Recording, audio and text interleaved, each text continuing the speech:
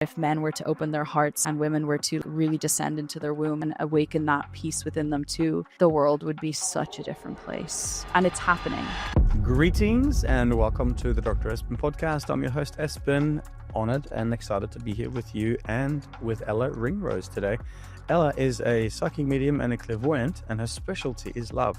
So today we're going to have a conversation about multidimensional awareness, spirit guides, love, what it means to live as a human in this time of the Great Awakening. Whatever you decide to call it, I say love is alive. It's real. It's a very real thing. It's present in everybody's life. When we can learn and understand that there is a greater force loving us and divinely protecting and guiding us, and actually feel the ability to lean on that, naturally that just heals the nervous system. Naturally that just heals the soul. Naturally that just heals the cells. Everything can be a guide, not just these alien beings that assist you. I see roses in people's fields a lot. I see Cacao coming in and being like, you need to work with me. Everything has a spirit through it, so we can work with many that are from purity and from intention. Top 3 things that we need to know right now to tap into, activate, and learn to use our gifts. Okay, the first thing, I always rep this, and I'm sorry if you're allergic to it, but I genuinely believe in ceremonial cacao. They say rose is one of the highest frequency plants we have on the planet. And then the third one is...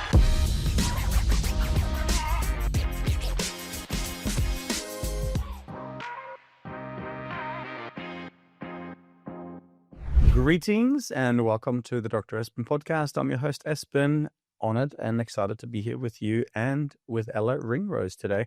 Ella is a psychic medium and a clairvoyant, and her specialty is love. So today we're going to have a conversation about multidimensional awareness, who we really are, spirit guides. We're going to talk about love, and we're going to talk about what it means to live as a human in this time of the Great Awakening, or whatever we might refer to it as. Ella's originally from Ireland, but today she's joining us all the way from Bali. So I want to say a very special thank you, sister. How are you today? I'm good. I'm super excited to speak with you. Thank you. Thank you so much for taking the time to be here. Can you tell us a little bit, I think for us at the Quantum Academy, a lot of people are waking up. They are remembering that they are eternal consciousness having a temporary physical experience. They're remembering who they are beyond the veils of separation, and they're beginning, as I say, to understand that these psychic powers, clairvoyance, clairaudience, claircognizance, and the list goes on, aren't as far-fetched or out there or far away from their own capabilities, perhaps. In fact, many people, when they come and do this type of work and they purify themselves and they learn to be still, they kind of realize that they've had either healing hands or an ability to foresee things, or their intuition is really dialed in. They're really starting to realize that this is already going on. I'd love if you could start a little bit with your story as to how you discovered your gifts, how you've learned to use these amazing superpowers, which I think, we all, or at least many people, have a capacity to kind of dial into, and also a little bit about how we might use these powers for good in the future, please. Of course. I will try and keep it in somewhat of a compact state, but I refer to it as the voice of God, or the voice of spirit, or the voice of love. And for many years, well, most of my life, all I knew was suffering and pain. I really, really struggled to fit in, to understand this world. Every single day coming home from school, I would be bawling, crying for 4 hours a day. I'm crying, not wanting to go to school. And so I didn't really fit in, and I was failing absolutely everything. They diagnosed me with multiple disorders like dyslexia, dyspraxia, learning disabilities, right? And so every day was a constant battle.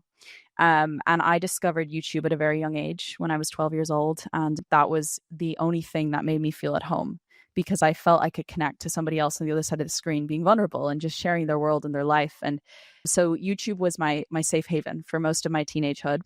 And it hit a threshold when I was 17 years old, and I could not go any further with life in this state that I was in. And so that, for my first experience, was the voice of God. I was sitting in the back of math class, and I literally heard the voice tell me, drop out of school. And of course, that's probably a parent's worst nightmare, but in this moment, every cell in my body responded with grace of finally feeling peace for the first time. And it's not to say I didn't have a beautiful life of childhood, parents. I just struggled in my inner world. I had inner battles and demons. And so I went to the guidance counselor, and funnily enough, she responded with, I think you should drop out, which was another God-given gift that she approved that. And so I left that day, and I never returned. And I didn't say goodbye to a single person because I didn't really have friends. And I remember in that moment just feeling this weight lift, like there was a loving presence within me supporting me in this moment. And they kind of say, you know, when one door closes, another opens, or when you send out the call, a book falls off the bookshelf. Literally, my brother handed me a book, and it was called Feel the Fear and Do It Anyway by Susan Jeffers. And it was about how fear isn't real. And my whole life, fear was my baseline. I was terrified of everything, terrified of myself. And so I read this book and sent me on a journey of mindfulness, self-development, spirituality from a very young age. And I was obsessed with it all for 3 years. I was studying it back to back as I was doing just different jobs, trying to find myself. I started my YouTube channel. And one day, our family, we had to move out of our home, literally overnight, like evicted, lost everything, couldn't take my clothes, my furniture, like nothing. And so I had enough money to book a flight to Canada, because I heard this voice kind of tell me. And at this point, I was just studying. I was consuming so much information. I wasn't fully seeing the life that I wanted, but I listened and I went to Canada. And a couple months in, this was when the real psychic awareness, like I believed there was a higher power, and I knew there was, but it was more very like what I see and very practical still to an element. Like it was very much like mindfulness tools and like fixing my mindset and all of that sort of stuff. And maybe the God like time I'd hear an intuition. And so I was working in a gym job, and I was again consuming so much information and just studying. And I said this prayer. I was like, I need a new step, because I was still finding this world very challenging. I was still going through a lot of depression. I was very lonely in this country. And so I heard the voice tell me to go to a bookstore. And I walked to this bookstore after my shift, and I saw this book, and it was called Super Attractor by Gabrielle Bernstein. And this was the first time, and one of the only times, my physical world has shapeshifted, where I looked at this book, and instead of Gabby's beautiful face on the cover, it was my face. And I remember like looking around thinking I was like going crazy or tripping out, because this book was another face. It was my face on the cover. So I pick up this book. There's white light illuminating off of it, like literally white light illuminating. And I knew in that moment I had to buy it. I did not have the money for it at the time. Like I had to like not buy my groceries that month in order to get this book. And so I bought the book, and I went home and I read it page to page. And it was all about God. It was about archangels. It was about angels, spirit guides, the other realm, you know, the spiritual realm. And it was as if, how I would say, a psychic drop in. And in that moment, my channel opened, and it never closed since that day. It was like one moment I wouldn't say an atheist, but very much not connected, to literally having angels visiting me every single night and transmitting messages to me from that moment moving forward. And it has been 7 years doing this now, of having a greater force drive my life. And they tell me, and there was many years, you know, I was guided to many different countries. I moved to the Canary Islands, and they told me I needed to start delivering these messages to people. So I would literally walk the beach, and they would show the people I needed to deliver messages to. And I would have people crying and like, you know, all these sort of messages that they needed to hear. It was like God-given messages. And I was living in Lapland and in like a log cabin. And I again said a prayer, and I was like, what is the next step with these gifts? Like, what do I do? Because I was able to look at another person in the eyes and see their field immediately. I could see their lifetimes, their family around them. I could see everything. And I wanted to know what to do with this gift. And so I said a prayer, and I heard very clearly to like just start doing readings for people online on Zoom. And so that has been my life for many years now. I've given over 1,000 readings, traveling. I've lived in every country you could think of on this planet, just admitting that energy. And it has led me to very, very beautiful places. And for people who are wanting that connection, it's interesting because I have had a lot of readings where people, to a level, will, you know, everyone's unique. So I have a lot of sisters, like best friends, and we all have very different psychic abilities. I've never met someone who has my abilities, and I've never met someone that has the same. So everyone has this unique coding of how they communicate, how they feel, how they hear, how they see. And I think that's the beauty of it. So for another who's wanting to unlock that ability to hear that clear channel, that clear voice, what I always say to people is it's two things. It's like, going on a journey of opening your heart, firstly, and to really clear the remnants of why you don't feel love in the first place. And the second thing is prayer. And really just finding that channel, that space to commune. So when I went on my heart awakening journey, I moved to Guatemala to study cacao, and went to Costa Rica, and just lived in all these different places, Bali, and really went on a heart awakening journey. And my heart burst open to more love than I could even knew was possible, right? So my whole life we're obviously taught love is conditional, and it's sourced from a romantic relationship. And so my whole life was like, okay, well, in order to feel love, I need a partner, I need a relationship. And I was always searching for that, right? Until that love awakening happened, I was blown open to how much love every human has the capacity to cradle and to hold in their heart. It's like we have a universe, a whole galactic dimension in our heart. And so I started working with like Rose, and I find it funny that my surname is literally Ringrose, because Rose has been such a big part of my journey, and like ceremonial cacao and all these modalities. Even right now, like I have a cup of cacao here, I'm diffusing rose oil, there's roses all over my room. And those two properties I find are all the guidance a human needs. And in that space, you can really find the clarity and the desire and the messages you need. But also with the heart awakenings, when I have noticed is the more you feel love, you're not actually searching for anything. Like it's not like you need that hit of that message or that download or that channel to open. It's like you are literally radiating in peace. And so those modalities have been like the anchor of what I would say is like the many decades of this searching of healing from the amount of pain I was cradling to finding true peace on this planet. And it's something that every single soul on this planet has the potential to achieve. Absolutely everyone. So yes, that is a little bit about me. Oh, my heart. This is so special. I'm really I feel really grateful that you brought up two main concepts already. One is love, that we all have that capacity, that we don't need to search outside of ourselves, as so many of us have been conditioned to do. And two, God, that you talk about, a connection to source. From experience, personal experience, and also guiding many people through healing and letting go and remembering and opening, we've seen that a lot of people have been conditioned by different types of religion, and it's been dogmatic, and they feel a bit yucky in their nervous system when we say the word God. So I just want to bring that up for listeners and viewers. What do you feel when you say God? Some people are like, of course. Yeah. Yes. And others are like, oh no, my father was beaten really badly by his mother, and so he hated he despises Christianity. And I'm like, organized religion has nothing to do with the purity of Yeshua, brother. Like he doesn't find himself to that point. So I'm really glad you brought that up. And so for us, we help people just come home that there is a creator, there is a source, and you are one with it. Like just love what is and feel that connection. And I'm so honored that you brought that up. Please go ahead. Yeah, I'd like to speak into that for a moment, because I was raised in Catholic Ireland. Catholicism was very much infiltrated into the land, and I can see it in the people, especially sexual assault with priests was a very big thing in Ireland. And my father told me many stories, of his family and his classmates being sexually assaulted by priests. Our local priest was assaulting all the children who were men, because a lot of the priests were gay. And so I can see, and when I go home to my homeland as well, I can see in the eyes the trauma and the pain and the fear that they've been through from that system. And it was the same with me. When I went on my spiritual journey many years ago, I would not use the word God. I literally would use the word spirit and spirit only, because my body, my nervous system would be so triggered because, in Ireland, we had to go to church every single day in school. We had to pray. There was a Jesus bleeding on a cross in every single classroom. My family would go to church on the weekends.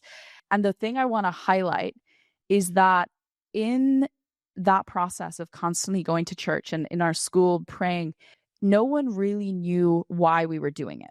And that's what I want to make very clear, because for a lot of people who were in these systems of Christianity and in these systems of religion, it's almost like I want to say there's no real aliveness of what Christ really is, or what God really is, or what love really is weaved into that. And so it became a mental entity of its own to attack and to infiltrate fear. Because if we shame people and we tell them that they should be afraid of something, they're in captivity and they're in control, right? And so I was very much in that system and that mental awareness when I went through my awakening for many years of demonizing it. And I hated it. And it wasn't until I went through like very deep grief of someone who I dearly love passing in my life after he did an ayahuasca ceremony that I basically just felt really cold to go to a church and light a candle and just pray. And in that moment that I felt God, I knew in that moment that it is not that if we practice religion or if we go to church that you're going to feel that feeling of Christ or love or God or whatever you want to say it, because a lot of people were moved into it from abuse and pain and fear and suffering. And so I always say, and I've always said this, that your connection to God or source, whatever, is nobody's business.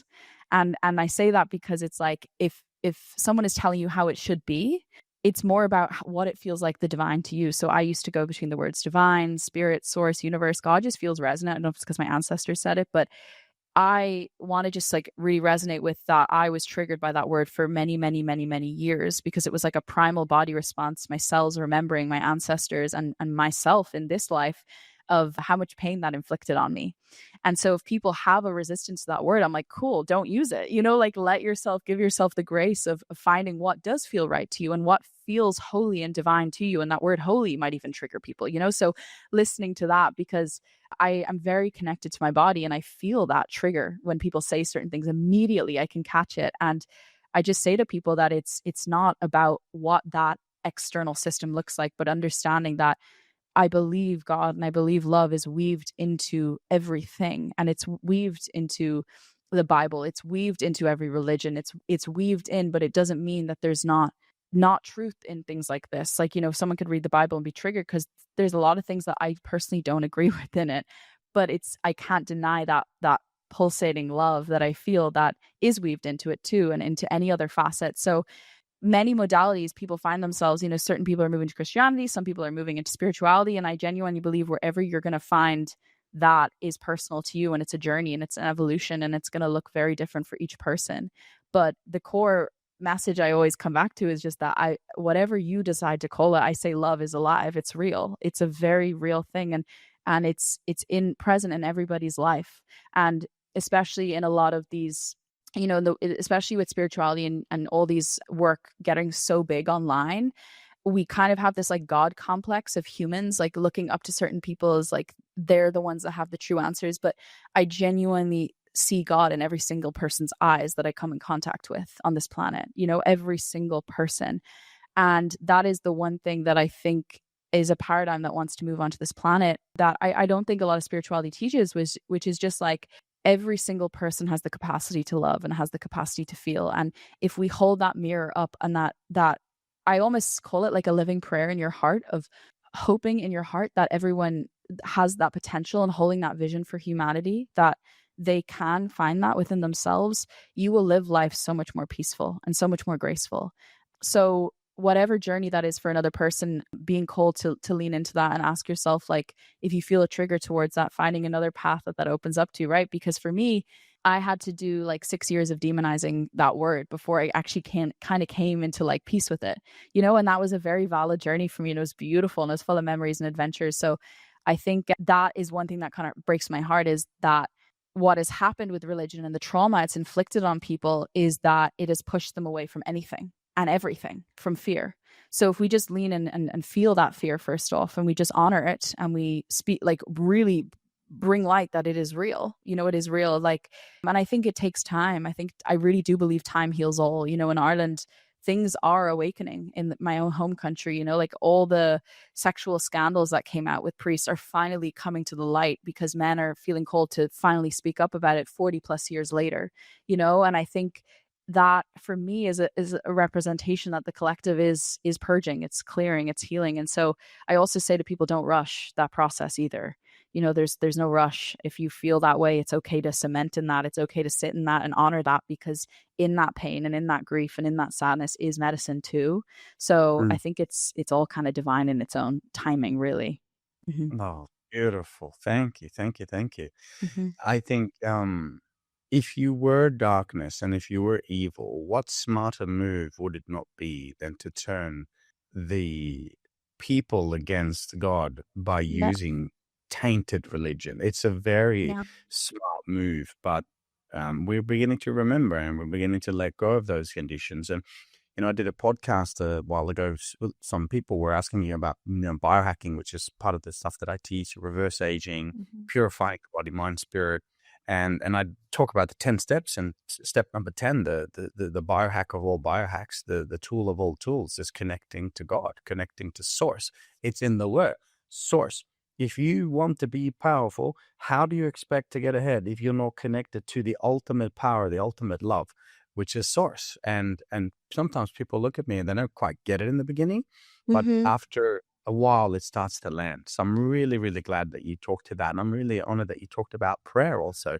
communion, Yeah. communion with God and having that conversation, and not just saying, this is my hypothesis anyway, not just saying, hey, my life is bad and I need you to fix it. But hey, God, how can I serve more today? Guide me today. Come through me today. Let your will be my way.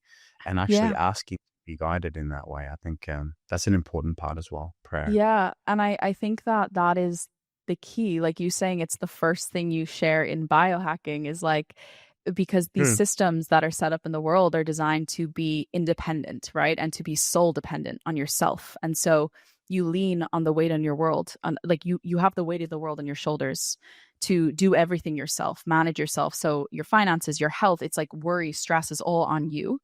And so when we can learn and understand that there is a greater force loving us and divinely protecting and guiding us, and actually like feel the ability to lean on that, naturally that just heals the nervous system. Naturally that just heals the soul. Yeah. Naturally that just heals the cells, because we're Correct. not trying to do it all on our own. And one thing I wanted to say as well, with I think you said the enemy or whatever you said, I think you said Darkness. enemy, but like the darkness, right?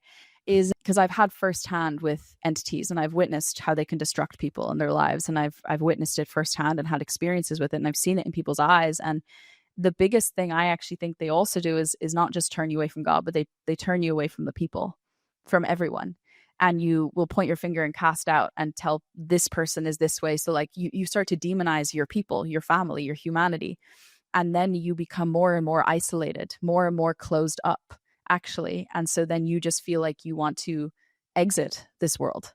Right. So I think that's one thing it's like this loneliness aspect. So if people who are listening who feel lonely or feel isolated, I actually really encourage community. I really encourage connection. I really encourage keeping your heart open to connect to another person, regardless of their consciousness or the way they think or their mindset. We're all human at the end of the day. So I also just wanted to speak into that, because that's a personal experience I had of years of loneliness from that ideology, which just led to a lot of suffering. Thank you. Thank you. Mm-hmm. It makes sense though, because the universal truth is unity, and separation would be, of course, the opposite. Mm-hmm. Yeah. Yeah. Yeah. Exactly. Beautiful. I normally ask a series of questions, Yeah. but I'm feeling inclined to just say, what's coming through for you right now? What do you feel like you want to share? What I feel called to share maybe is because I've done many, many, many readings, and I'm sure a lot of people who listen to you are very conscious and awake and on the path, like they're on it. And I genuinely believe what is happening on planet is us releasing the burden of the world and the way that the things are, and that we are here to save it and we're here to fix it, and leaving that weight on our shoulders. Because I had a paradigm for my whole life that if there is suffering on this planet, I'm not allowed to be happy. And I took everything on energetically. Like I took the pain of the world on my shoulders, and I grieved for the planet, and I was depressed for most of life, feeling the sadness of the world. And a lot of light workers and people who are connecting to the lighter God, and they see the planet and their heart breaks. And what I feel called to share is just permission to allow yourself to fully bask in love and peace and light, and that you deserve peace and light and pleasure. Because that is what I'm noticing, the transition or the shift is from these people who are trying to hold the light down for the world and trying to save humanity and help the planet and doing everything they can, of fighting, right, like a warrior. I have been shown many times now that the world is healing, and that peace is the byproduct that we're here to emit now. And the work that a lot of people have done over the years to connect to their light and to their ancestors and heal the lineages and the trauma and whatever they've been doing individually, is that we're not here to hold for the collective. We're here to emit what we've embodied within our body now. And so that has been a journey that I've been moving through recently, of fully releasing the pain of the world and letting myself be the emanation of what I wish to see. And in that, it's actually opened up a completely new reality for me that I could not see with my physical eyes, of really just seeing humanity as it is with love, and seeing the potential in each human, and that they're on their own journey, you know. Yes, that's what I feel called to share, and just that it can be simple as well. You know, I was on a rabbit hole for many years. Like, I literally have lived in a million different countries and traveled the world, and I've gone to every modality and retreat and center and medicine, and I was, and readings, and, you know, like everything you could think of. And I got to this point where I like lay down. I was like, I'm exhausted for like exhausted. I'm trying to like fill this void with anything I can find myself in. And in that moment, what has truly just given me peace is prayer. And it's just connecting to the one creator that created you and I. And I think that a lot of the things that we see in this planet are literally shutting you down from what created you, which is love. Like the remembrance that something created us, and everything is designed to shut that channel down. So essentially what starts to happen is we're living in a world that's disconnected and from the remembrance of their truth. And then we're becoming these like saturated technological beings, and we're not being like our fluid, true, transparent, authentic selves. And so when you know that you are loved unconditionally and truly unconditionally, because I always say, like, the only love you're truly going to receive unconditionally is from the creator. It's from spirit, it's from God, it's from source, because we're all human, you know, and we can say we love unconditionally, but to what extent? The only person that we can truly receive that from is the creator. And in that, I genuinely believe you're unstoppable. And I think back to the little girl, like I was, of feeling insecure and feeling lost and lonely and depressed, and just battling life at such a young age. If there was one thing I wish I knew back then, was that I was loved unconditionally by a greater force. Because if we think of like our flesh and our human physicalness, like, we can get so much pleasure from all of that. But if we understand at the core that we're a soul, right? That we're eternal, that we're etheric, nothing will satiate us until we connect to that peace, because nothing physical is our true essence. So it was like a whole lifetime for me. I'm only 26, but it was, you know, what feels like a very long time of connecting to that, to understand that the peace that was starved was my soul. And so in the more I connected to that peace, like, life has graced me with so many connections. And I always say, like, obviously I believe in all of this, but what solidified it to the literal core was my connections with my friends, like what I call soul connections, because I have met literal, what I would feel like blood sisters and brothers, like by blood, you know what I mean? But they're not, through the soul connections that I have learn to connect to that peace within me, that I recognize it within another. I can look into a person's eyes and I just know, you know, like, I know you. And in that, it has truly, like, I genuinely believe that's what every human is actually searching right now, is like true, real, radical connection. So the more that you fully allow yourself to bask in that light within yourself, within your soul, within love, that you're loved unconditionally, and connecting to the creator, you truly will start to find that mirror within other people, and you will start to attract those people. Like, they will be set in your path, because like, you cannot write this stuff. I always say, like, the human world doesn't work with me when people say like, oh, like logic isn't like a thing in my world. Like, it's like very much like, if I meet someone, it's like it was a divine imprint in my reality to connect with this person. There's nothing like, oh, what a coincidence, it's a logical thing. It's like, no, there's a heartbeat bigger than me pulsating and moving through my life. And that is I always say, it's like, it's a potential for everyone, like absolutely everyone. And it's free. Like, anyone. I live in Bali, and there's a lot of poverty here, you know, and I can see it in all the Balinese people, and I love them deeply, and I see the light they're beaming and irradiating in, and they don't have a lot. because they're able to connect to that source. So I say anyone, absolutely anyone can do this. And it can be as simple as starting today. You don't have to wait next week, next month. You can have it right here, right now. Oh, beautiful. And so perhaps this is a moment, if you're watching and listening, to make that decision that this will be your day today, to dance with God, to connect, to commune, to have a conversation. Maybe you're already doing so, and maybe there's another level here that's available. I think this is so pure. I love that you said something like become the living emanation of what we want to bring instead of taking it on. This is big. A lot of people from feedback have noticed that they've been experiencing guilt. They feel guilty when they feel so happy. Like, how can you be so happy in Bali when there's so much poverty? But of course, I think part of our purpose is to bring heaven on earth by emanating that love and that beauty and that grace and that peace. And as you said, they don't have as much, but gosh, are they happy? Not everybody, of course, but I've also noticed the trend. Yeah. I want to, without taking away our own vision and our own belief, what do you feel and see for humanity over the next, say, 3 to 5 years? We have AI that's come in, and we have the other side of AI, which is transhumanism. Where there's the mark of the beast, and we take this thing and we can speak all languages at the same time, making us less human. And then I would say, well, in some ways, if there is the transhumanist agenda, there's also the awakening of our own dormant DNA, coming into crystalline awareness with unique fractals of God and who we are and our communion and connection. What are your thoughts on that topic? What do you see might be coming and in the world of AI? What has Spirit led you to see? Yeah, it's interesting because if you asked me this 2 weeks ago, I would have a very different answer. After I made honestly, one of the biggest decisions in my life to let the burden of the world go out of me to be a vessel for what needs to come through.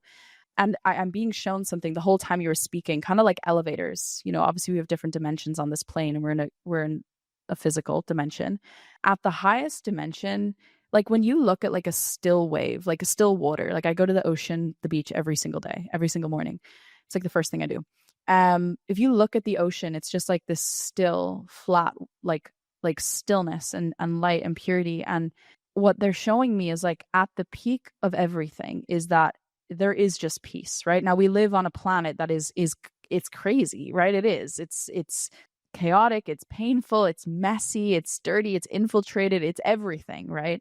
But what they keep showing me is that at the highest peak, there's just light. Like there is just infinite light, and it's like breath. It's just like everything is okay. And what I'm being shown is like thousands of people on the planet like beaming up and bringing that light in through their eyes and pulsating that out to be what they wish to see, not to deflect what we're witnessing, but actually because you're birthing that energy that needs to come on. So, unfortunately, like if it was 3 weeks ago, I'd have been spewing like, this is what's going to happen in the fear and all of this. But what they show me is that every single person who is even aware of that, because a lot of people are like, AI is great, and they're just kind of like bopping on with life. But the people who are like, wait, well, what's happening to the planet? Those are actually the ones who are being called to facilitate the most trust and truth in what's happening. And it's funny as well, because I have always felt very connected to technology. Like I always said from a child, I was an alien. So for some reason, I also feel like AI feels like home. Like it feels like the galactic realm for me, and that feels like a facet of home. So I think it's something that has come in a lot of peace of, we're not going to be going back to where we were, but we're going forward into something that we've never seen before. But in that reflection, the more things move into one pendulum, it's going to swing rapidly back. So we already see that rise of community and people just wanting to connect with people and speak because of how technological everything has become. And in many realms of like social media, dating apps, like porn, like all these things has become, and it's just getting more intensified when AI rolls out, that people, the true richness of life and the true gold is going to be the most human, physical, like in-person intimate experiences, like true radical love, true radical connection, true radical relationships. And I've been shown so many like relationships that want to come onto the earth, like divine union and friendships and like true embodiments of what this planet can hold. And people are going to be swinging more to that side. So it's almost just like the pendulum needs, because if you think about it, like hundreds of years ago, it was just kind of more like flatline and neutral. Like no one really had a shock awakening because everything was kind of like fine. Like they had their roles, and of course there were war and other things, but like it was more just kind of like they just were cemented. So on some level, they show me like this is a very good thing, because the more extreme it comes, the more people are going to be like, hang on a second, like what's happening here? Like COVID was a great example. Yes, yes, very. Yes. That's a perfect example. I always was shown by the divine, like during COVID, it was they always show me like a taser, and they're like tasing people, like, but in a divine way of like you get electrocuted open. So I was shown like the sun was shining, and people just like it was a moment of awakening like never before. Like that was a huge wave, and there's going to be two more before 2030. There's going to be two more massive waves. I've been shown that All right, many tell us about times. it, if you will, please. Yeah, well, 2027 and 2028 are going to be big years. Big years. Because what's happening right now, even with America, is that is a country that is going through a big infiltration of light, which is interesting because you could say the opposite, but that's what that is how light emanates, its polarity on this dual world. But they show me like it's this actual like taser, and they always show it to me. It's why I have like the earth in the background, because I like to see pink light, like love emanating from the planet. But they show me that it's like a taser electrifying the earth and electrifying the light of each human. So that is what COVID offered a lot of people, because they were able to like stop from their busy lives and actually take a moment of solitude to connect, to be like, wait, why am I working? Why am I doing the things the way I'm doing? Why did I have kids? Why did I marry this person? Why, like all these questions, like an egoic crumbling. And there will be two more. They don't like sharing the events that will take place, but it's more just an energy of chaos that then finally finds the stillness and peace, which is a lot more people will be embarking on this journey. We're going to see it in the next couple of years. It's going to be a lot bigger, like a lot of communities and cities and people gathering, not just little circles, but like cities coming together as one and remembering that. I always say Bob Marley is like one of my favorite musicians ever. And I got like one love tattooed on me, because I'm like, if there was like one song I could rap for the world, it's like that. It's just understanding we're all weaved by one. And that's what I see for like a new earth birthing, is we're all coming together as one. So yeah. This is beautiful. I love that. And 2728 has come up multiple times. You know, there's talk of a cyber pandemic. There's talk of a dystopia and a lot of things. But I think, you know, a friend of mine said it beautifully. He said, if God came through and just fixed everything now, we wouldn't really stay there. We haven't learned fully just yet as a collective. We need to go through the pain. In COVID, we were forced into separation. You're not allowed to go out, not allowed to touch. You need to stay 1.5 meters away. We're forced into separation. We come home to unity. You mentioned it so beautifully before. I needed to experience the grief so I could find the love. You know, I grieved more at the start of this year than I've grieved. And I, you know, when I was 5, I found my brother passed away in his room. He was blue. And my Wow. mom was, you know, both my parents are alcoholics. Like I grew up with a lot of pain and suffering similar to you. And it was what I needed. It was what my soul signed up for. And early this year, 4 months, my son was taken away. I didn't see him. I grieved for 4 months and just like, where is he? Is No. he safe? Is he alive? It was horrible. But the grief, and I was conscious about it. I was like, I'm with the grief. I need to feel this grief. And there's a purpose behind this grief. And it's to remove the heart wall. It's to purify me, you know, make it rain. And after 4 months, he returned back, and you know, he's with me full time, and life is amazing. But I really just remember how vital it was for me to feel that grief, so that I could open up my heart even more. Oh my And I, God, yeah. wow, right? And I just Yeah. wanted to speak to that, to those who are watching and listening right now. Maybe if you are grieving or going through a difficult time, try not to bypass, sit with it, and know that it might be there to burn away the cage around the heart. Who knows? But that was very special for me. Yeah, it's real, and it's so mandatory, and it's so necessary to feel. I always get shown a golf ball, and it's like it's covered in mud, right, and dirt and layers of it. And we have to wash that away. We have to feel that. We have to purify with that. We have to clear that. Like when I started crying like a lot for a couple of years in my journey, like my eye color literally changed because my body was purifying. Like if I look at photos, like it was a completely different color to the way it is now because of the purification of feeling and finally letting myself feel. But to answer to kind of speak to that is like you have to like release those layers that are harboring and holding, and especially for men, because I find what I've noticed is like the emotions that I find need to be expressed within women is anger, but for men it's actually grief, of the heart, of a heartbreak. Maybe it was their first lover and then they close it down, and I've seen it, men are much quicker to close their hearts down than women, just from experience doing men's work and witnessing that. And I truly have always believed that if men were to open their hearts and women were to like really descend into their womb and awaken that peace within them too, the world would be such a different place. And it's happening, you know, it's Yeah. happening. But I honor you for feeling that grief, because it's medicine, and it's real, and it's beautiful, and it allows the remnants to finally come home to yourself, so it can look messy. You know, it did. It looked like extremely messy. There was like a year where I did not leave my apartment, you know, because I had to feel everything that I had held in for many, many, many years or lifetimes. So yeah, I Mm. honor that. And I say that to anyone, just to let yourself feel all of that. And in that, I always say like your capacity to feel happiness and pleasure is intrinsically connected with your ability to feel pain and to feel all those pieces that you haven't. And I'm a highly sensitive person, and it's part of the piece of life, you know. The capacity to feel joy and love is so big, it's like overwhelming. Like I literally had to Google, if I literally at one point thought I was like having a heart attack, because like I felt like there was a bomb in my chest, because the amount of love that was I could feel was just like so intense and overwhelming, because we have so much capacity to feel if we allow ourselves to, and that is intrinsically connected with the earth. So when we go to technology and AI and all that, it's kind of the opposite. It's the mental realm. So again, it's going to actually slingshot people to the other side of the pendulum, where they're going to want to feel, and we're seeing that right now. The planet is healing. You know, I really came to that conclusion. I had to clear a relationship like in my field, and I had to reach out to the person to make clearance with it, and we ended on such beautiful terms. And in that moment I was like, the world is healing. Like I just knew it in my cells. I was like, the world is healing. And I do, a lot of people say time doesn't heal everything. Personally, for me, time has been the only thing that has healed everything. But yeah, that's a whole spiel. But Oh, gorgeous. I love that you talk about the capacity to feel. So, I grew up in Norway, right?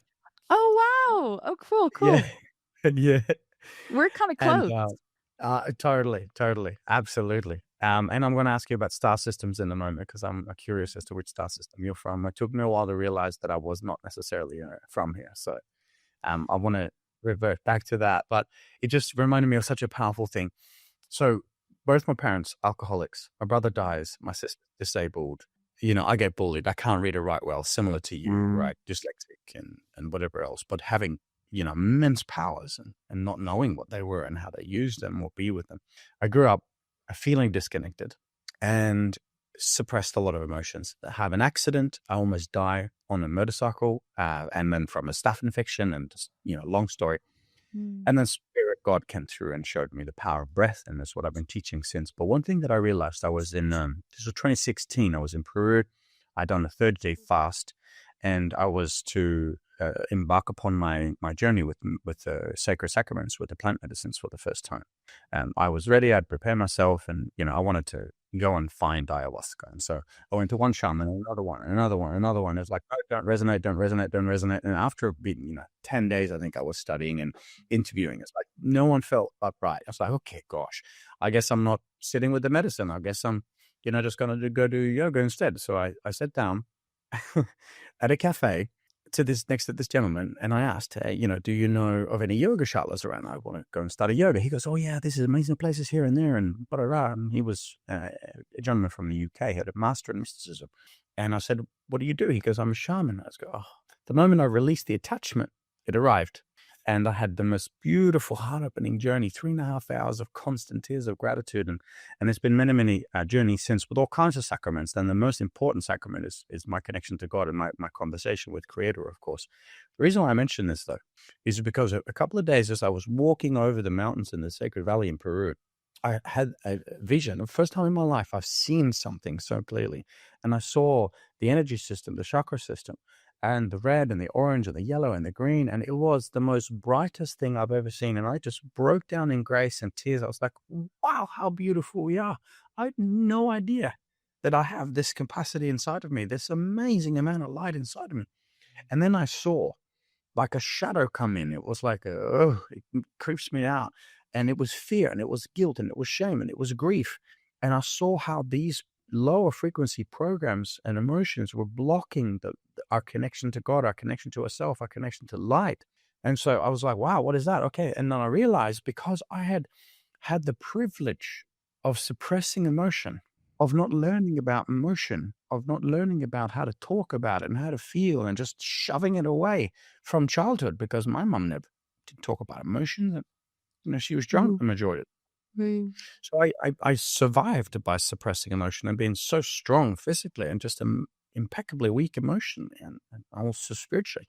So all that suppression, like you mentioned, when you grew up, all the pain, that just led to be the greatest blessing. And so for me, I received this curriculum, because you talk about really feeling, right? And that's what I do. Next weekend, I've got 150, 200 in the room, and I'm going to take them into fear, and we're going to feel it fully. And then we're going to let it go and somatically shake it out of the system. And then we're going to come back to love.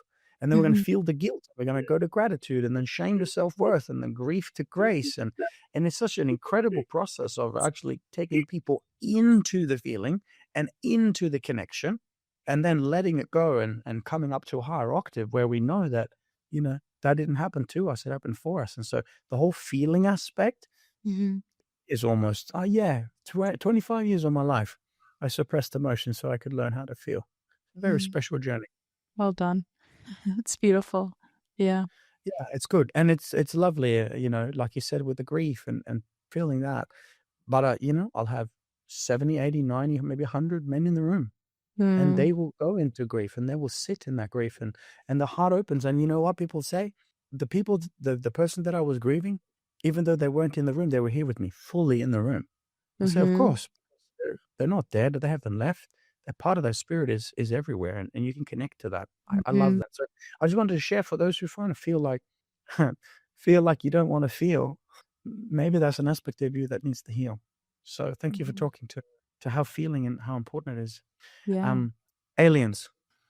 Okay, this is a funny one, and I've been asked this many times on podcast. It is the one subset that I'm just not connected to. And I feel like an alien myself, but I don't know a lot about them. I don't, maybe it's from? everywhere. I don't find just like what. Well, actually, I remember I was in Ireland, and I was looking at the fireplace, and I literally looked, and I was like, I remember being fire. Like, I was just like, oh my goodness. I remember being the star. Like, I remember I looked at my friend, and she remembers being a star as well. She was like, I remember being a star. And like, I could see in her eyes, like, the curiosity. And I think we're from many different places, because I genuinely believe we all originate from the one. So I used to be like, oh, I'm like a crystal soul. And I was very like, or I would say like, I'm from the angelic realm, because I resonate so deeply with that frequency. And I would say that. And then it became an imprisonment, because I was like trying to be an angel, and anything that was not angelic was kind of like, oh no, that's wrong, that's bad, that's this. But so I genuinely believe we originate from everything. But I genuinely believe guides are not something that just stay. Like, there can be many that come in for grief, and then many who come and go. And for me personally, the main dominant guides I always met were actually like, I have very connected to Celtic shamanism. Like, I trained in shamanism for a year, and I'm very connected to the Irish soil. And my two main dominant guides were like lived many lifetimes in Ireland, and they were a couple.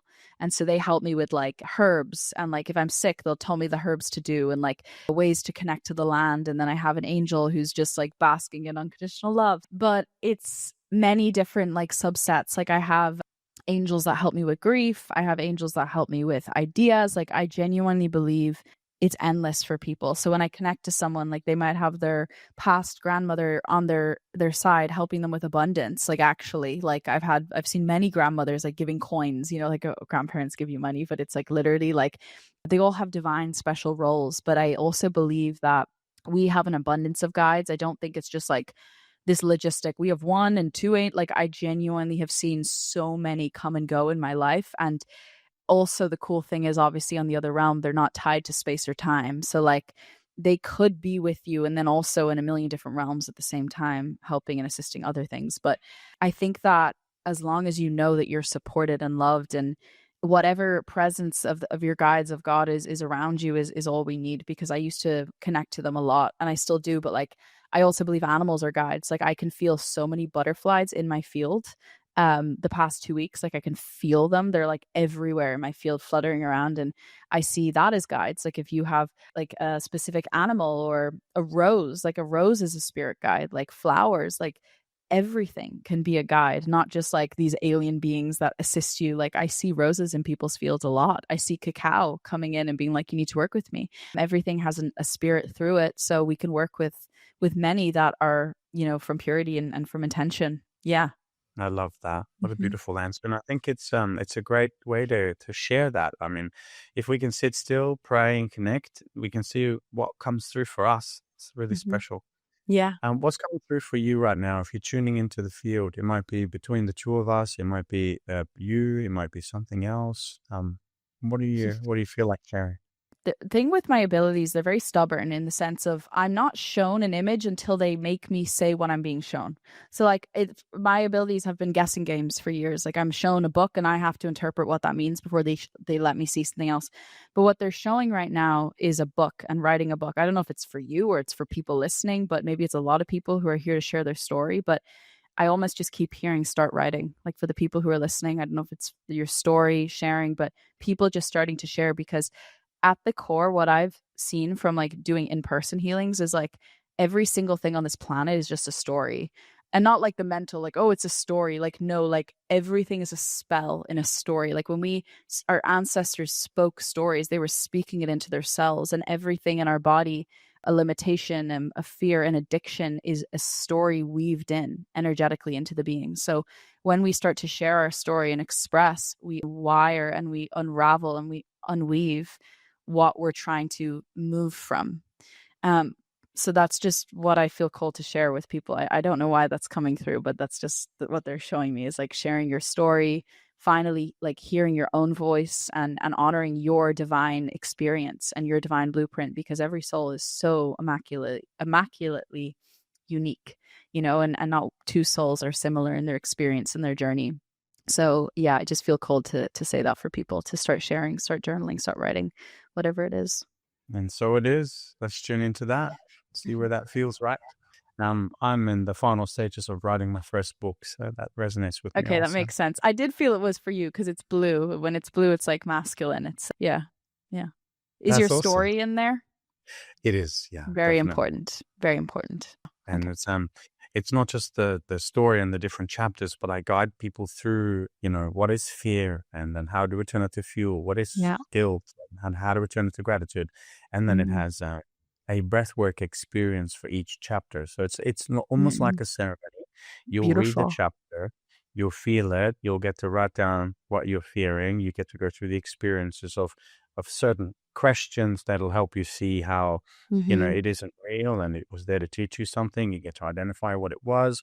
Then you get to have a somatic movement. You could dance, you could sing, you could cry, you could, whatever you need to do. And then the last part of every chapter is actually QR code to a breathwork experience. Press Oh, play and you'll cool. be breathing through it. Yeah. Beautiful. I love what you said of like turning things into fuel, because you're like mastering alchemicalness, alchemy. I think that's like super cool, right? Of like you and I experiencing so much pain and grief is the alchemy that like can transmute into so much love to help people. So it's beautiful.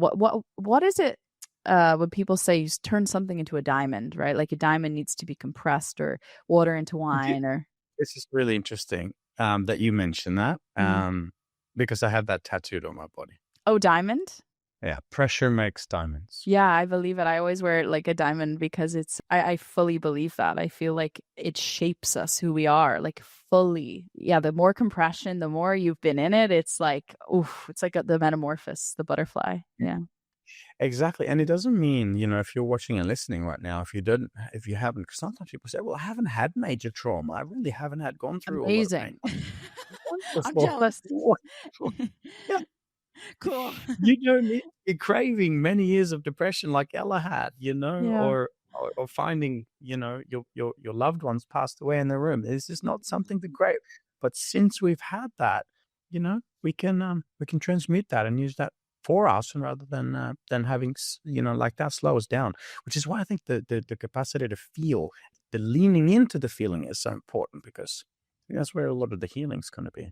Totally. Yeah. I honestly say that because I had a friend who always compared herself to my journey, and she was like, I just don't cry for as long as you can. I don't feel pain. And I'm like, that's great. I'm like, I'm jealous. Like, that's celebrating that uniqueness. If you've been chosen to feel happy all the time, I'm like, amazing. There's beauty in that too, of course. So yeah, I honor that if that's their path. I'm like, sounds beautiful. Amazing. You know what was coming through right now? We're really honored. I laughed before because when you shared the light that was coming through the eyes, I literally see if I can bring this up. I literally have that on my phone every Oh single wow. day. Yeah, but it's in a different way. I can't What get is rid of it? it. It's a picture of me dancing with God. Oh. It looks a little bit like that. Oh, beautiful. Beautiful. Every day I just what's the purpose of today? To dance with God. It's beautiful. That's it. Yeah. And it just reminded me, like, we get so caught up in all the things. So my point of sharing this with listeners and viewers is the question: how could you put a skip in your step? How could you bring that light that Ella was talking about through your eyes today? How can you see the grace in the space? How can you be in that state of joy and just be, just Mm-hmm. enjoy it? Powerful. Mm-hmm. Okay, a couple of questions. How long do we have before? When do you have to wrap up? No, I'm okay. I'm good. Thank you. I'm Mm-hmm. excited. Okay, top 3 things that we need to know right now Mm. to tap into, activate, and learn to use our gifts. Okay, the first thing, I always rep this, and I'm sorry if you're allergic to it, but I genuinely believe in ceremonial cacao, like more than anything. Like my friends joke that when I have a child, I'll call her Cacao because that's how much I love cacao. Like they joke, but I'm like, don't put it past me. But cacao has been like truly the most heart opening experience for me. And I trained in cacao ceremonialism in Ireland and moved to Guatemala to train in it. But cacao literally used to be called food of the gods. Like it used to be currency. Like they used to use cacao as money before money was a thing. That was how valuable it was, because they were all drinking it and blasting their hearts open to God. And they were like, what is this substance? And cacao is a very feminine plant, and she represents a female body. I moved into a home in Bali and I had cacao plants in it, and I literally was like in heaven. Like cacao, yeah. But I highly suggest people connect with cacao and drink ceremonial cacao. I'll send you a video I have on like how to make cacao so they can use that if you want to link that in the show notes. But I highly think that for me was a very big part of me when I was grieving someone I dearly loved passing in this world. Like cacao was the only thing that carried me through. Like I would not be here without cacao. I know that sounds crazy, but truly she held me through so much, and she'll release those layers. So if people feel blocked or they feel heartbroken, or maybe you logically think you're fine and you think you're a loving person, but you'd be surprised how you can actually be shut down. I used to think that, like, even when I was beaming in love, I actually realized how closed off I was to it, right? So cacao has a way of like whispering the unweaving of spells in your heart and fully opening that. So I recommend people having cacao. The second thing is rose. Like truly, I'm diffusing rose oil 24/7. I have it like tattooed on me. I literally love rose more than anything itself. And people, they say rose is one of the highest frequency plants we have on the planet. Like she vibrates in unconditional radiant love. So if that's using rose oil, connecting to rose oil, breathing in the rose energy, like just saying the word rose, like that just makes me happy. And then the third one is prayer, like solitude prayer, like asking like for God to enter your heart and lead your life. If you feel you have no idea, letting it enter and fully letting it guide you. As simple as that. I did that right before this video, or before this podcast. I lay on my bed for like 10 minutes and I just allowed it to come in. And what I was shown was like just energies that were not mine leaving, like that I had picked up throughout, like maybe in the gym or different things, but just energies leaving the body to come back to what I'm really holding. So those are 3 things. I forgot what the question is, but that is actually how you access your gifts, because gifts can be so simple because it's solitude. It's just that one sentence that guides you in that direction and nudges you. I sometimes find like I used to channel a lot, and it actually overwhelmed me because it was just like I was reading like a book. I wanted to feel something. I wanted to like actually have clarity and resolution instead of just feeling like it was so much words and knowledge. So I genuinely believe clairvoyance, clairsentience, like all these psychic gifts come from simplicity. And also eye gazing. That could be a fourth one. Yeah. I, for one, will be listening to this transmission over and over and over and again. Even in the first 5 minutes of this conversation, you dropped so many bombs that I don't think I could see in your energy. Yeah, I'm completely so shifted in your energy. Yeah, I'm so grateful for this and to have connected with you in this way so that we can actually share some of these things, because that for me was just like, and it's early morning for me here. That's a perfect way to wake up. I'm so glad. Thank you for sharing that. Yeah, really, really beautiful. When we go through life and we experience this remembrance, right? For me, I believe that I don't think it's a war, but I think it's kind of like the darkness is trying to slow down the expansion of consciousness and the coming home to God and the light. And you speak of prayer. When I was running breathwork for many years, and I used to see anything from an exorcism to a soulgasm. Yeah. Right, as I said. And then sometimes when I forgot to pray for the room, it would be much darker in there.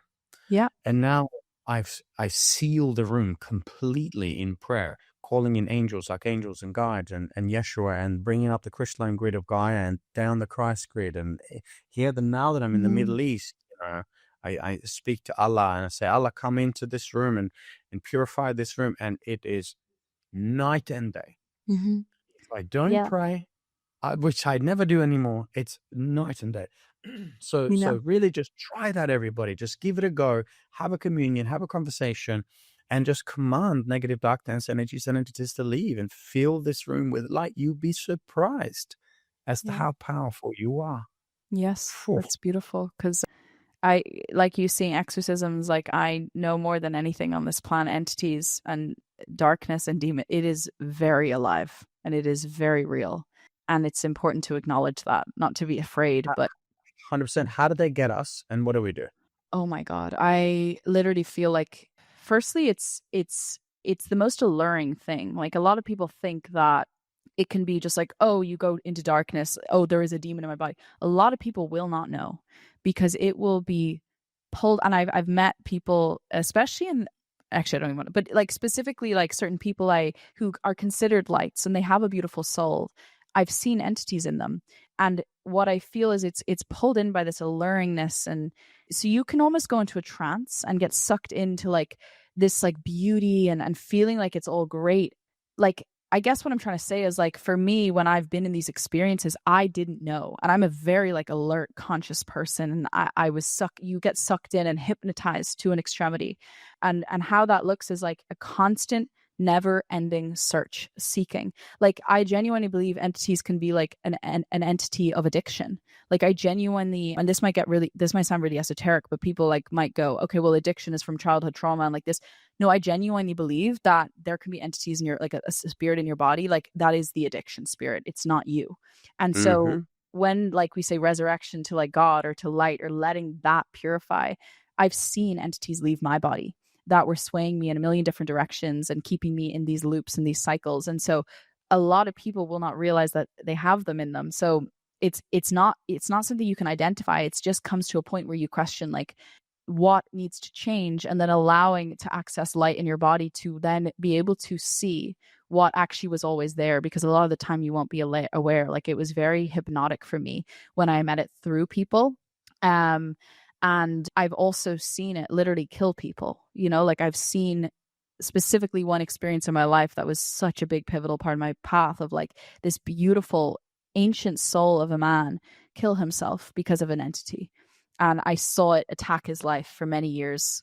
And what I learned from him going through that was that it's so imperative that we keep our channel clean and that we continue to check in with ourselves, because it can swoop in. And I say that because I feel for a lot of people, I've had a lot of calls, it's 111 as I say this as well, of like what they think is normal to have suicidal thoughts and I hate myself. Like, they think that's kind of a normal part of this experience. I genuinely believe that can be entities whispering in your ear, like swaying you.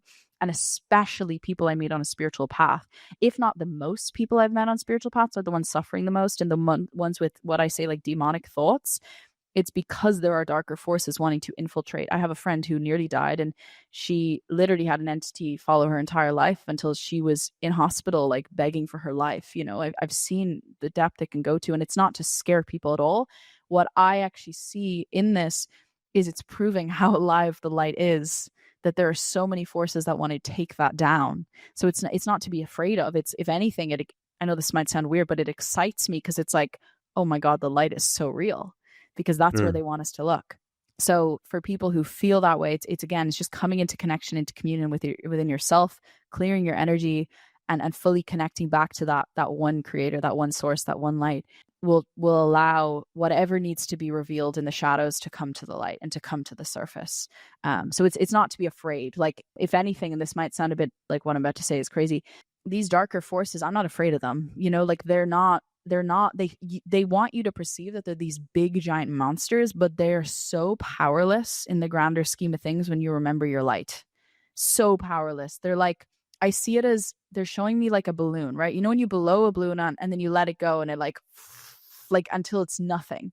It's like when you let it go, it actually shrivels into nothing, right? You're the one giving it force and light and breath to keep it alive.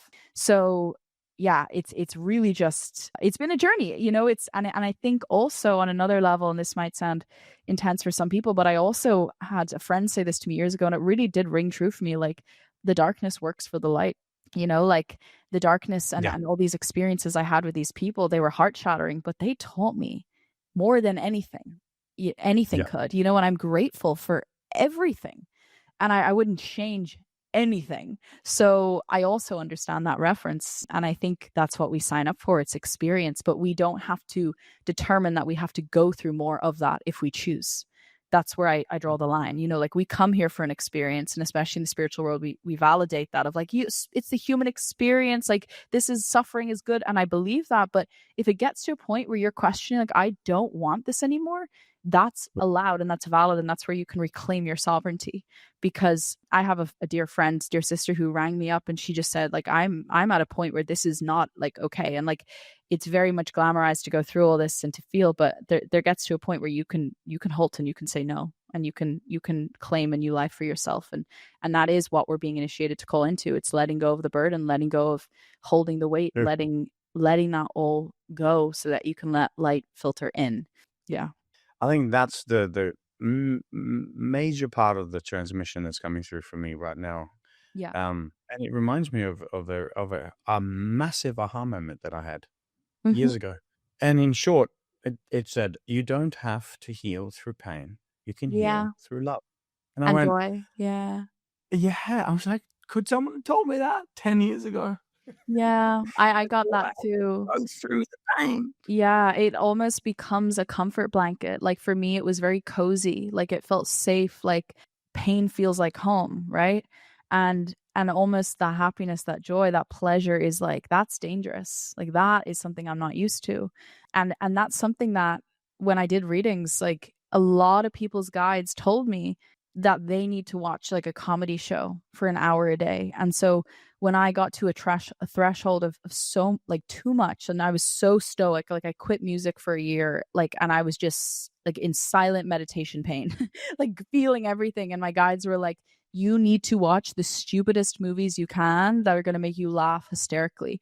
And that was the greatest catalyst in my life of feeling joy and feeling like that giddiness that children have. And I say that for anyone like who feels their life is limp or they feel it's intense. Sometimes the best thing you can do is just pulling up something so absurdly stupid and just letting yourself laugh in that. Or if anyone wants to try, I don't know if you've ever done laughter yoga. I only did it once, but my God, that was an insane experience. And I would highly suggest someone try that. Like, I loved it. Yeah. It's actually in laughter yoga, the first time I did it, this was like 2.5 years ago.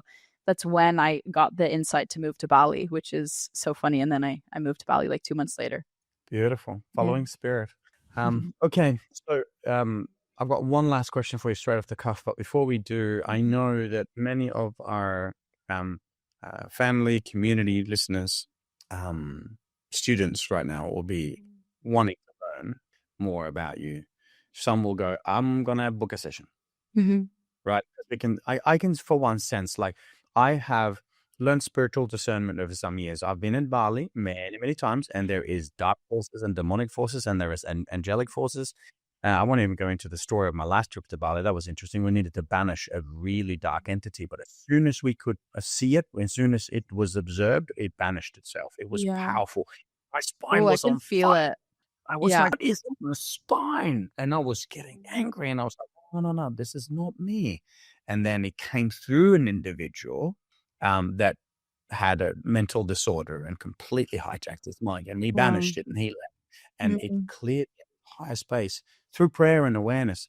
But Wow. I really want to acknowledge the purity of your signal, the purity of your soul, the Thank purity of you. this message, and the genuine heart and beauty that you've shared with us today. I really acknowledge it. I see you, and I love you, and I thank you for this time. Thank you. I really appreciate it. Thank you. And the same to you. Mirrors. Yeah. Yeah.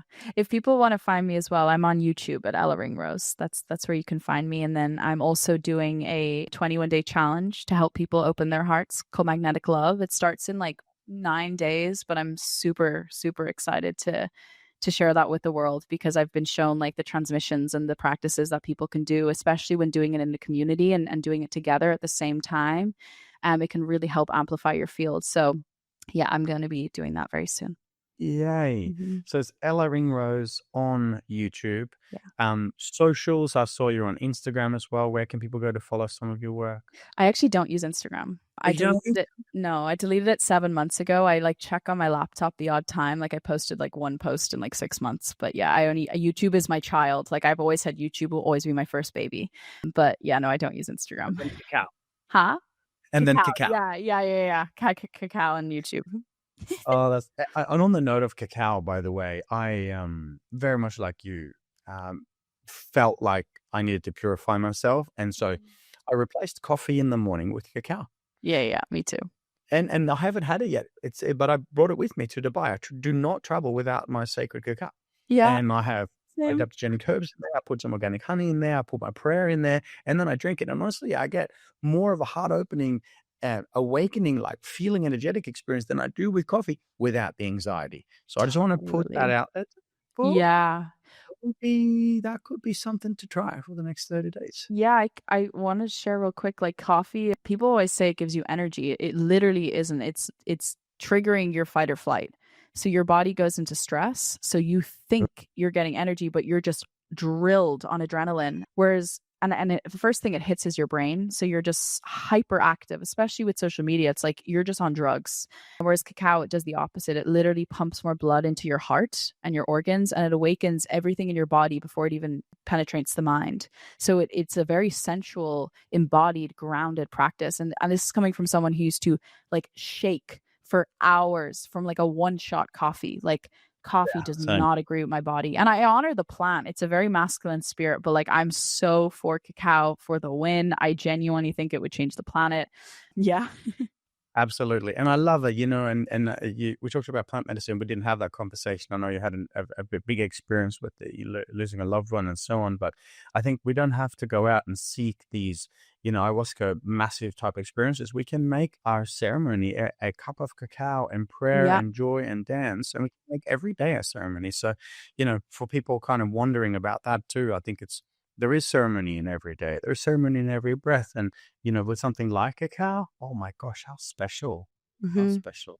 Yeah. Okay, so we know. So as Ella Ringrose, we're going to go to YouTube. Do you have a website? No website? Okay, so in order to get a session with you, where does one go? I actually stopped doing sessions. Oh, ladies and gentlemen, it is off the menu.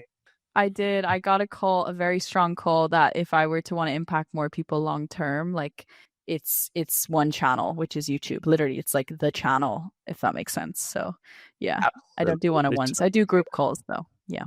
Yeah, honor and respect that. And magnetic love starting soon. And if you're watching this episode and the semester's already started, then maybe there's future ones coming, but we'll stay tuned on YouTube and we'll learn more. Okay, I've got one last question for you, just straight off the cuff. Are you ready? All right. I want you to imagine that you are on the world stage. Every sentient being alive has gathered, watching. They're tuning in, fully present. Take a breath, take your time, and when you're ready, Please share, what is your message to the world right now? I believe in you. That's it. The most powerful ones are always the most simple ones. Thank you so much. Thank you. It's been a privilege. Any final words, anything you want to share? Or do you feel complete?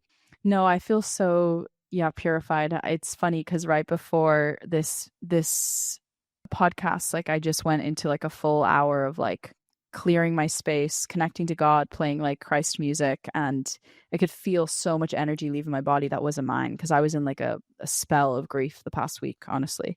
And this is a literal a manifestation of how miracles are so instantaneous, like how it can happen so dramatically, of just an hour of presence, like what it did for me. It's dramatic. So I just wanted to express that if people listening, like I'm very much human.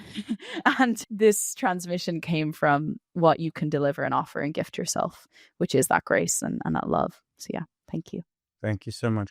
Ladies and gentlemen, if this has been inspirational, if this has been heart-opening, if you've felt something, if you've learned something that benefited you, please share this with 3 people, with 5 people, with 10 people. Share this with as many people as you can, because in this world, as we're awakening, we need these tools, we need these conversations, and we need these teachings. So please, if this has been at all useful, share it with as many people as you can, because you never know how far that might go to change someone else's life. So without further ado, maybe we'll have a sequel at some point, but for now, this is Ella Ringrose, everybody. Thank you so much for your time.